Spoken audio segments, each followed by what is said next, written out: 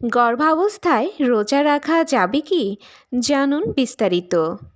এক সাধারণ নিয়ম, স্বাস্থ্যবান গর্ভবতী মা যদি কোনো ঝুঁকি না থাকে তবে ডাক্তার অনুমতি দিলে রোজা রাখা যায়। দুই সতর্কতা, ডিহাইড্রেশন বা কম খাওয়ার কারণে দুর্বলতা এড়াতে পর্যাপ্ত পানি ও পুষ্টিকর খাবার খাওয়া জরুরি। গর্ভের সপ্তাহ ও স্বাস্থ্যের ভিত্তিতে ডাক্তারই চূড়ান্ত পরামর্শ দেবেন। তিন রোজা ভাঙা উচিত কখন? যদি দুর্বলতা, মাথা ঘোরা, জ্বর বা ডিহাইড্রেশন দেখা দেয়।